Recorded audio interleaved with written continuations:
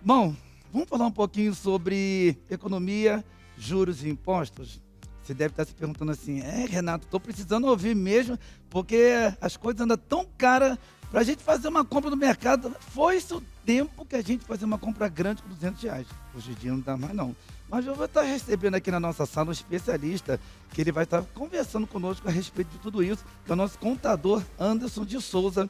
E ele vai estar batendo um papo comigo, que eu vou perguntar tudo. Me explica tudo hoje aqui nessa tarde. Boa tarde, Anderson. Tudo bem, meu Boa querido? tarde, Renato. Satisfação estar com vocês Prazer é todo aqui. meu poder Obrigado te pelo receber aqui no convite. nosso programa e a gente poder conversar um pouquinho sobre o que anda acontecendo. A economia no nosso país está complicada, hein? Eu acho que não é só no nosso país, é no mundo inteiro, podemos dizer assim, Anderson?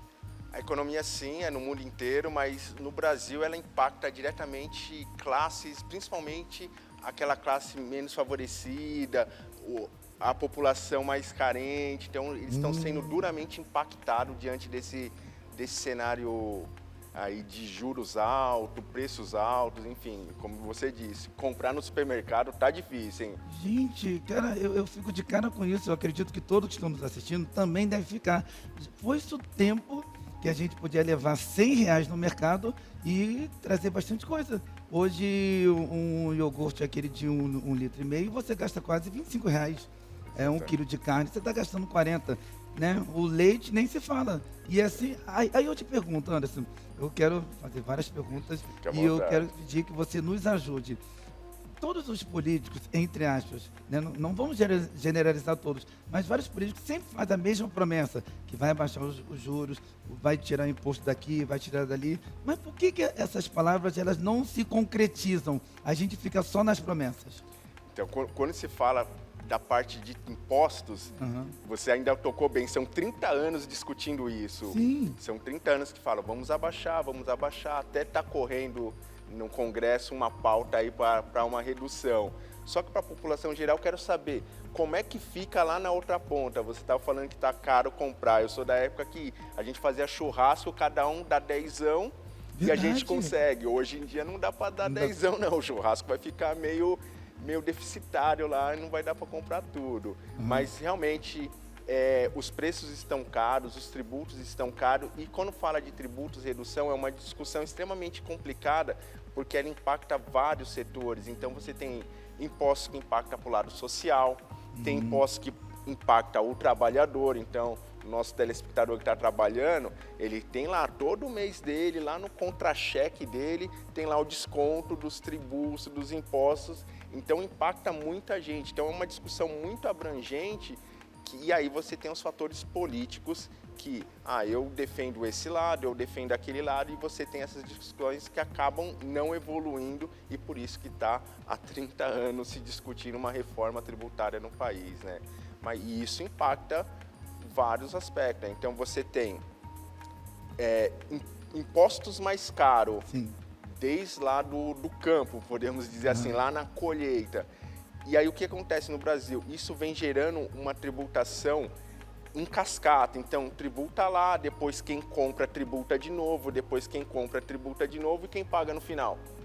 Paga eu, paga Somos você. nós, como sempre. Entendeu? Então a discussão é, o Brasil é o que tecnicamente a gente fala assim, o tributo, o imposto incide sobre a produção, sobre o consumo de bens e serviços. Quando isso acontece, o efeito natural é deixar produtos mais caros em função dos seus impostos. Então, se você tiver a curiosidade, comprei no supermercado, tem lá valor aproximado do tributo. Se você tiver a curiosidade de ver o valor que naquela nota Vem representa, na notinha fiscal. vem uma Isso, as informação. informações disso depois de ser pago o produto, não é isso? Isso, na hora que emite o cupomzinho fiscal, tem lá o valor aproximado de tributo. Se você começar a prestar atenção naquilo, você fica assustado, né? Você percebe que existe uma carga tributária extremamente alta e impacta em todos os setores da economia, né? Mas hoje existe uma discussão de uma reforma para tentar melhorar isso, mas ainda tem muito a se caminhar nesse sentido, né? Então, por exemplo, a pauta tributária, quando a gente fala sobre aspectos sociais, que no direito você fala assim, tributa igual todo mundo? Teoricamente, o direito fala assim, ó, os mais favorecidos precisam ser tributados de uma maneira diferente. E aí a reforma tributária, não sei se vai te deixar preocupado, Renato. Eu tô tranquilo. Dessa parte não impacta para mim. Eu falo para meus alunos, eles querem tributar quem tem embarcações, quem tem avião, tributar mais caro que hoje não tem. Então, eu falo para os meus alunos, Renato, para mim eu estou tranquilo, eu não tenho nada disso, então isso não me impacta. Mas a gente tem bastante gente no nosso país que tem jatinho, tem helicóptero, tem embarcações que vão passar a pagar tributos, pagar impostos mais caros, que até então, até a ideia da reforma é passar a tributar esse pessoal. E aí, eles não pagam, mas, pô, eu tenho meu carrinho lá que eu pago suado, com juros, parcelei em quantas vezes o banco 48 conseguiu. até mesmo 60, e o carro está avaliado, vamos botar aí, 80 mil reais, mas quando você foi feito o financiamento, você está pagando 160 mil, Exato. O dobro do valor. Extremamente caro, né? E aí você fica com financiamento lá de 5, 6 anos, paga um horror, e aí quando você tenta refazer o bem, trocar o bem, o valor já foi lá para baixo. Isso impacta os juros, né? Então acontece com carro, acontece para quem financia imóvel. Então quero minha casa lá, quero o meu primeiro imóvel, quero comprar minha casinha. Os juros impactam também sobre essa operação. Na semana passada nós tivemos uma pequena redução na taxa de juros. E por que isso é importante? Porque você diminui o custo financeiro da operação. Então, teoricamente, o financiamento ficaria mais barato. Verdade. Só que o que o mercado faz? O mercado tem instrumento de compensação. Às vezes você abaixa os juros, mas você aumenta em outra parte. E aí a população em geral também continua pagando um custo alto, porque o custo do Brasil é muito alto. Então, a gente precisa ter um processo de reestruturação sério para discutir essas pautas e efetivamente os juros poder cair, os impostos poder cair para quem? Para a população de uma forma geral ser impactada e beneficiada. E aí, se você consegue isso, o que a gente consegue? A gente tem população que tributa de uma maneira mais justa, e isso reflete em quê? A gente pode refletir em políticas públicas, assistência social e vários outros fatores que podem ser beneficiados a partir de uma política mais robusta, tanto economicamente falando como tributariamente falando. Então, Entendi. Esses dois aspectos impactam bastante aí a sociedade, né? Entendi. E Anderson, mediante que a gente estava até conversando aqui nos bastidores, já estava batendo um papinho com o Anderson aqui nos bastidores, outro dia eu estava assim, não é me questionando, eu estava assim pensando, por que o brasileiro, nós aqui, das 5 regiões que nós temos aqui no nosso país, por que o brasileiro em si, ele por ver a economia tão evoluída no sentido de juros altos, tudo é imposto, e paga isso, aquilo e acolá. E as pessoas falam assim, eu vou pegar minhas malas, estou indo para Portugal, vou pegar minhas malas, estou indo para os Estados Unidos, porque não dá mais para morar no Brasil, porque para se comprar hoje em dia, para se manter e sustentar uma casa, está complicado. Por que isso? A tendência do brasileiro em não produzir dentro do seu país e só querer produzir fora da nação e querer ter retorno para si mesmo. Qual que é a tua visão disso? A minha visão, o que acontece, na minha opinião, sobre esse aspecto? Eu entendo que o Brasil, além de custo alto, tributário, custo de juros alto, a dinâmica das cidades e principalmente dos grandes centros é complicado. Então, para mim trabalhar, eu moro na Zona Leste, trabalho na Zona Sul, só entre ir e voltar eu gasto 3, 4 horas de transporte público, todo amassado, eu brinco, você fica que nem adesivo lá, com a cara colada no vidro. Então, isso acaba deixando a população, de uma forma geral, estressada, psicologicamente isso abala, eu não consigo produzir. Aquela mãe que saiu cedo de casa, criança está lá, muitas vezes fica sozinho, não tem com quem deixar. Então, essa logística é muito pesada para a população em geral. E aí... Fora a segurança, desculpa até te cortar. Exatamente. E fora a segurança que nós, como brasileiros, pelo que eu tenho ouvido, eu acredito que você ouve muito isso. Nosso país não tem segurança, promete ter segurança, não tem segurança. Nosso país não tem médico, quando você precisa de um médico, não tem médico. Eu acredito que são esses dois fatores que afetam bastante a população a querer trocar de residência, de país. Exatamente. tem um custo alto que a população paga, só que ela muitas vezes ela não consegue ver o reflexo do serviço público para ela. Então, assim, é o que você falou. Eu tô com problema de saúde, vou lá, tô com problema no coração, vou agendar uma consulta, tem daqui a 6 meses. Pô, é muito tempo, mas meu caso é A sério. pessoa já até morreu. Acontece, tem situações que o óbito vem antes do tratamento, do atendimento. Ah, vou trabalhar, o transporte é caro. Se você olhar friamente, o preço da passagem para você ir e voltar é um preço significativo. Transporte de má qualidade, gente, você dirigindo na rua, trabalho na rua toda esburacada, cheio de problemas, enfim. E isso agrava muito a situação. E aí, às vezes, o que a pessoa quer? A pessoa às vezes fala assim, vou para tal país. Por quê?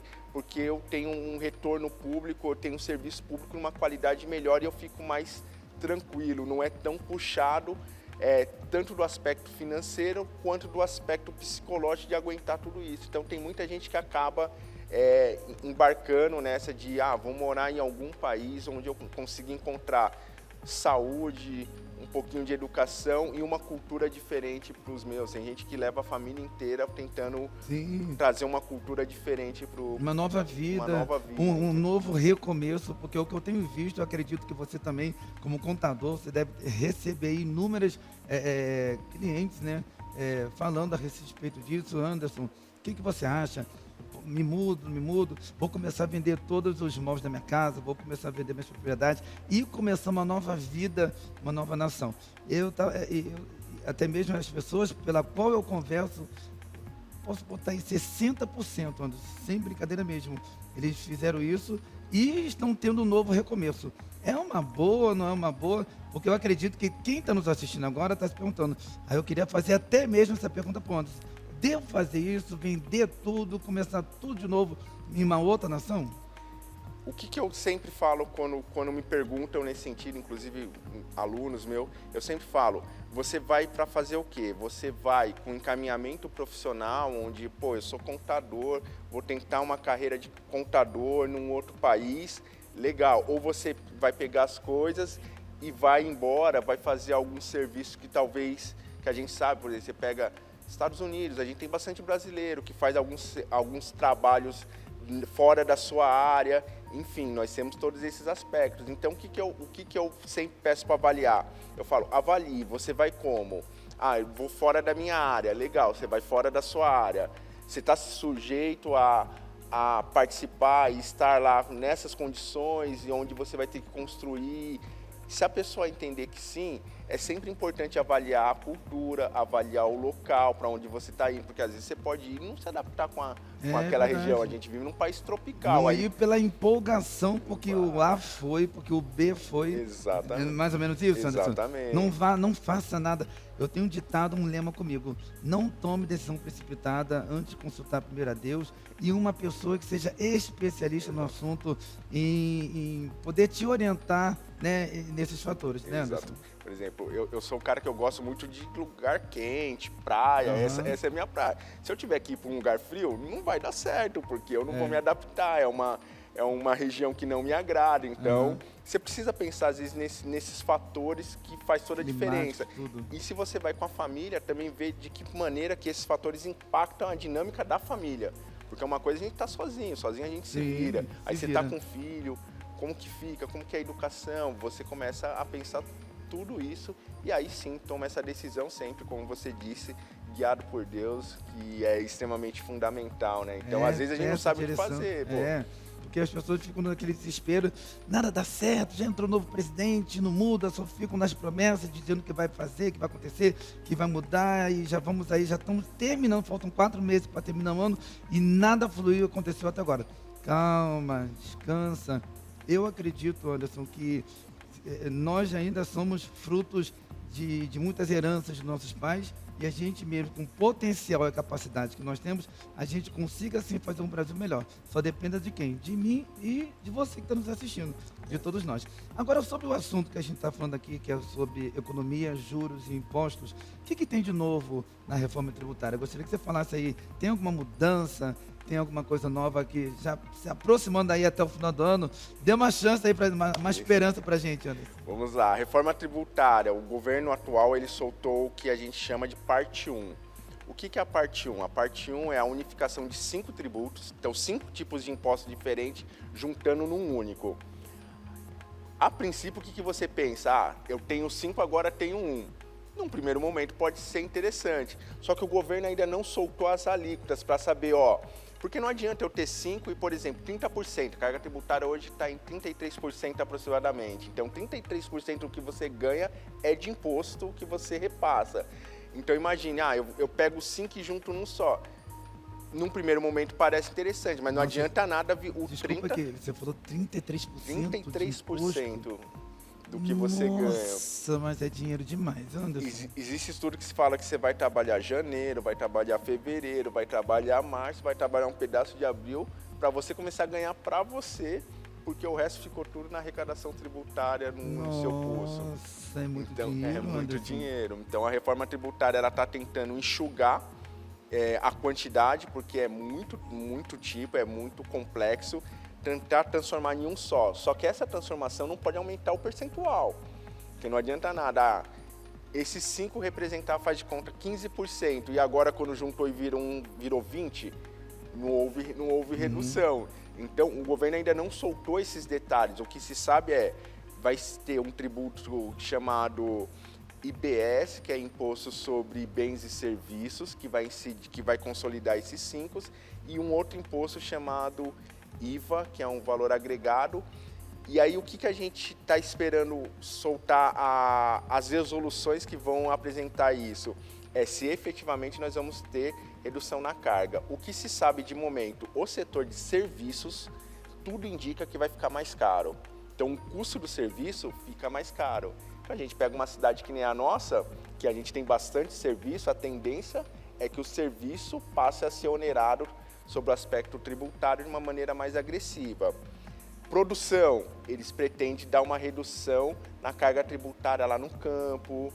Indústria, redução na parte da indústria, enfim, a gente tem todos esses aspectos que estão sendo discutidos. Aí tem o IPVA, que eu já trouxe para vocês, e TCMD impacta bastante as famílias brasileiras. Então, imposto sobre transmissão de causas mortes. Então, em processo de inventário, a gente tem um monte de imóvel que não está regularizado. Existe a reforma tributária, ela vai trazer alguns aspectos que pretende facilitar o aspecto tributário em situações como essa, doações, enfim, para tentar deixar um pouco mais barato e possibilite o registro desses imóveis e regularize vários que existem aí irregular no Brasil de uma forma geral.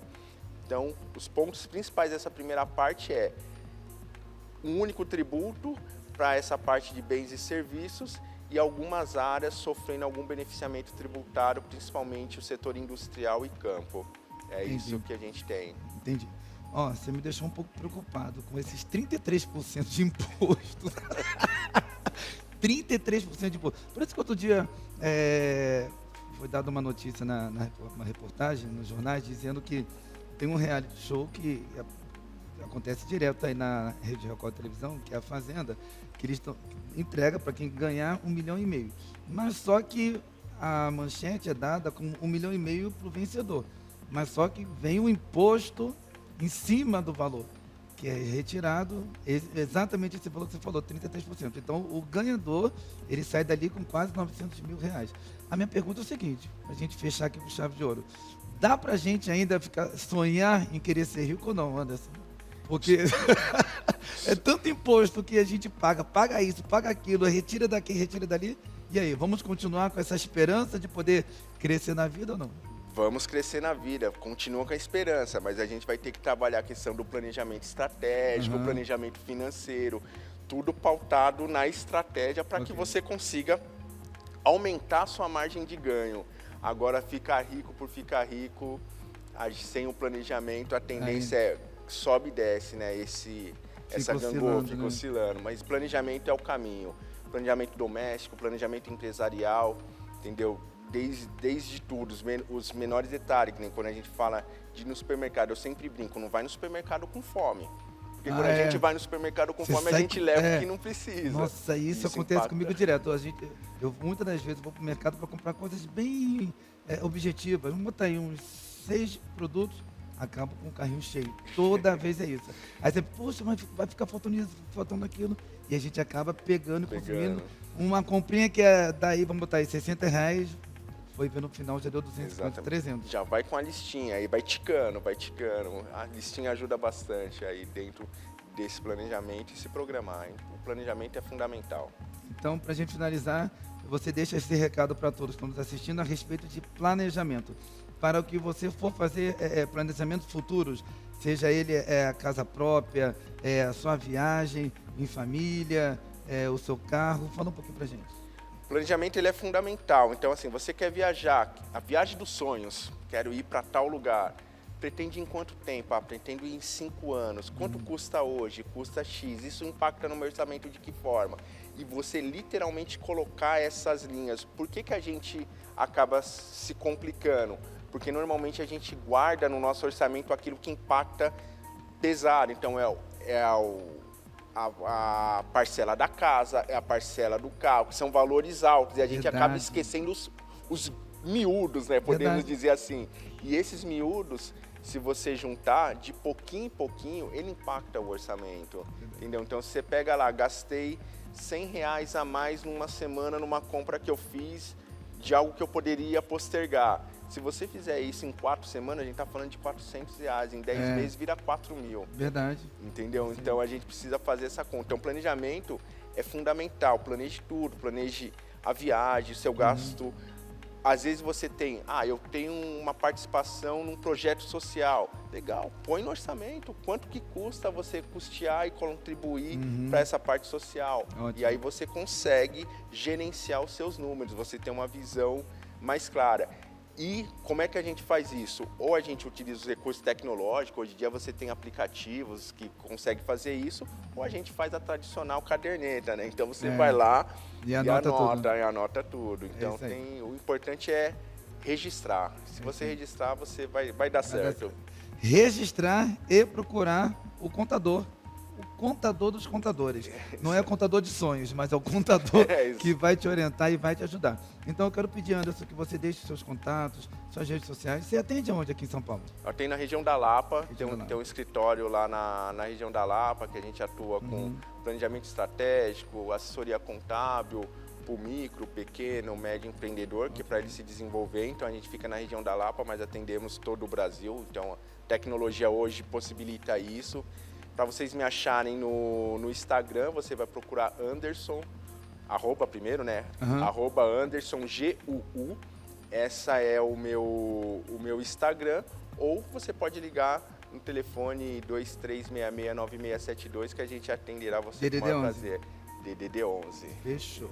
Anderson, muito obrigado por poder te receber aqui, você falar um pouquinho pra gente, nos ajudar e nos orientar. Vamos fazer o seguinte, gente, vamos para intervalo comerciais, a gente já volta com aquela culinária mais doce nessa tarde maravilhosa. Muda de canal não, hein? Permanece aqui com a gente.